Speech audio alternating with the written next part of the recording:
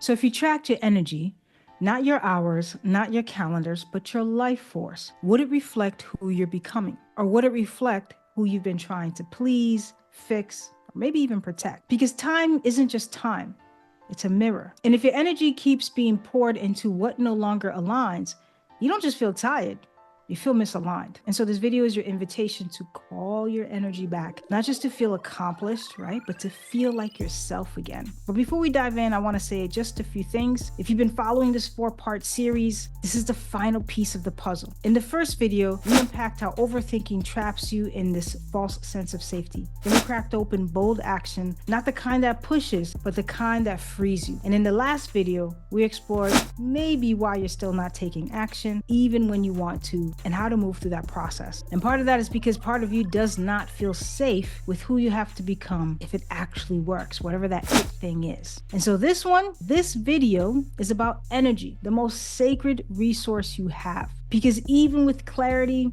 and courage, if your energy is still leaking into multiple distractions, multiple obligations, and outdated roles or belief systems, you won't have the capacity to live what you're building. So this is where we bring it all together and start reclaiming what's actually yours. Welcome back. My name is Francis, and let's get to it. And so first, let's start here. You don't need another planner. Okay, don't go to Staples, Office Depot, wherever you go to get your office stationery. You don't need another planner or a new color-coded schedule. Like, don't download another app or to wake up 2 hours earlier and meditate harder. Because the truth is, most time management advice skips the part where your body still doesn't feel safe to change. And trust me, I've downloaded all the apps, I've tried all the things, and I've learned a rhythm, at least for myself, and I'm hoping that you can find your rhythm as well. But these time management advice, they forget something. They treat your energy like it's a battery to optimize, not a compass to listen to. But what you're experiencing, it isn't a productivity issue, okay?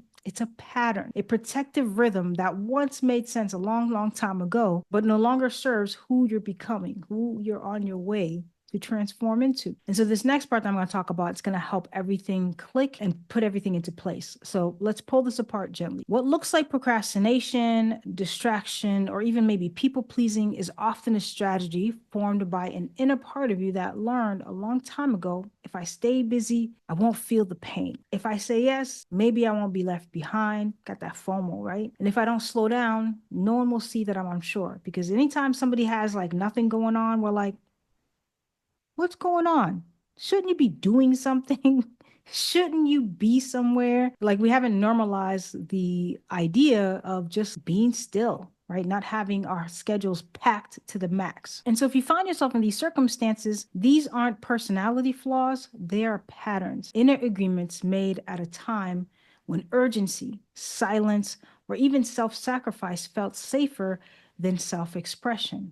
And now, every time you edge towards change, those old rhythms start to flare up. Not because you're resisting growth, but because some deeper part of you isn't convinced you'll be safe inside it. So this isn't sabotage or self-sabotage like a lot of people try to label it as. This is protection. And if you're wondering what this looks like in real life, I'm going to show you. And I've seen this with clients and I've lived this myself. So I had a client who, for the first time in her life, had more time than she knew what to do with. She had stepped away from entrepreneurship and was in that in-between season in her life where the pace of her life slowed down, but her nervous system hadn't actually caught up. So she felt bored, restless, and very much unsettled. Not because she lacked vision. She knew exactly where she wanted her life to go and the things that she desired and needed. But what was really impacting her was the silence was too loud. A lot of us say we want more space or more time to do the things, but when it gets silent, when it gets quiet, when the pace slows down, can actually feel quite scary. And so in that process, she kept trying to fill the time with more distractions, with worry, with reaching for anything. But underneath it all was a deeper fear. What happens when I finally just stop and actually feel what's there? And I understood that feeling very well because when I moved to Thailand in 2016, I had more space than I'd ever experienced in my entire life. It was a culture shock for me to be in this sort of like slow living,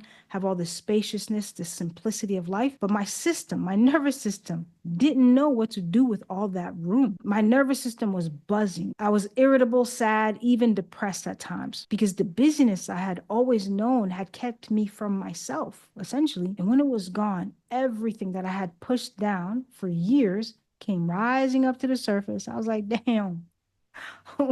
I can't take it. All the feelings that I buried under work, socializing, and constant movement, constant chatter, they came to the surface. They asked to be seen, and it was loud.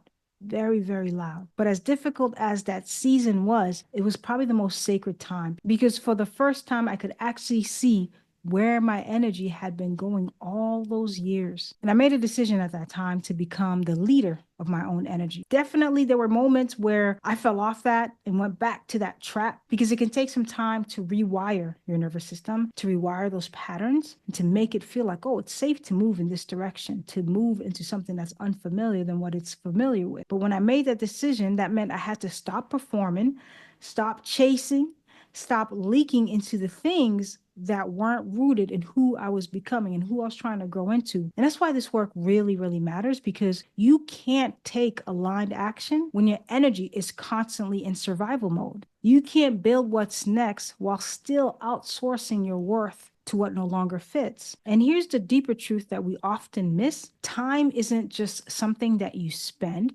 It's something that you devote yourself to. It's not about fitting more into your day. It's about asking, where am I unconsciously devoting my life force? Where is it going to? Even if linear time is a construct, how you spend your energy is not. So you don't need more time. You need alignment. All right, so let's bring this into realignment. You've felt the patterns. You kind of understand them now. Now let's shift them practically, powerfully, and most of all, gently. Okay. So this is your three-part practice for calling your energy back. You don't need a 12-step system plan, just 3 shifts to help you reclaim your clarity, your presence, and most of all, your peace. The first one is notice your leaks. Ask and reflect. Where am I spending energy out of just habit, not alignment? Look at your last few days. Where did you feel foggy, drained, or disconnected? These aren't mistakes. And there's nothing wrong with how you spent that time. This is just an opportunity to get the feedback because they're clues. Behind each energy leak is often a part of you that's still trying to stay safe, stay comfortable by staying invisible, maybe by staying really busy or even agreeable, saying yes to the things that you know deep down you don't want to say yes to. But take a moment to reflect. What was I trying to avoid in that moment? What was I afraid would happen if I did less? If I said no? All of those things. Because that's the doorway, not to push through it, but to integrate it. All right, so the second step of this 3-part practice is reclaim. Reclaim your yes by honoring your no. Every time you say yes to something out of guilt, fear, or just autopilot, just because like you're just not really thinking about it, you leak energy. You're not just saying yes to the task, you're reinforcing an old identity, an old habit. But remember, saying no isn't rejection, it's redirection. It's remembering I don't have to abandon myself to be loved or to do these things because the body may flinch when you say no. It's going to feel weird. You're going to feel something for sure in your body. That's okay. That's part of the process. Discomfort isn't danger. It's a detox from an old story. All right. So this is number 3. The last part of this practice is create a daily rhythm that restores you. This isn't about rigidity.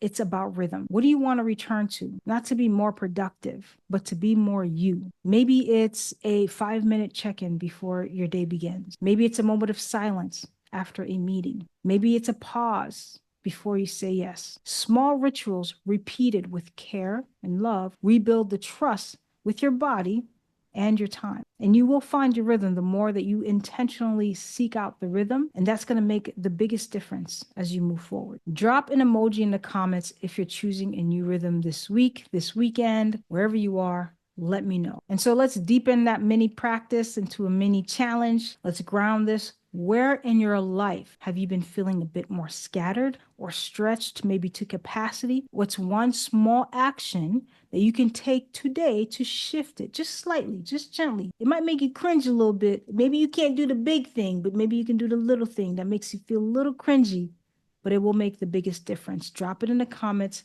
or simply write, I'm reclaiming my energy. Because one small move done with devotion, rewires everything and creates a ripple effect within your body and your life. You weren't meant to spend your life in urgency. The matrix conditioning and program wants you that way, wants to keep you trapped in that sense of urgency. That doesn't really exist. We just conform to the reality that it's there. You are meant to move with clarity and peace. And that starts when you stop giving your energy away by default and start devoting it by design. So pause today, not to fall behind. I don't believe that anyway, but just to come back to yourself. Now, if you want to go deeper, check the links in the description for 125 self-reflection questions to reconnect with your truth. That's free. All of these links in the description are free. You can check out the Lighten Up checklist to help you clear emotional clutter. And of course, you can click the link to get on the Resistance Reset waitlist for those who are ready to shift this for good. And I'm not sure when the cohort is going to open up again, but you can get on the wait list and you'll be notified immediately when it opens. But thank you for walking with me through this 4-part series. I hope it was helpful a little bit. And if this was your first video, go back and catch the series. They'll guide you step by step. You're not just managing time anymore. You're reclaiming your life force, and you're now making a conscious decision to do it differently, to do life differently. And you can check the entire playlist from dreaming to doing, all about taking action this spring season. As always, if you found this video helpful, like, subscribe, share with somebody who you feel would resonate with this message. And thank you for watching, and I will see you on the other side of change.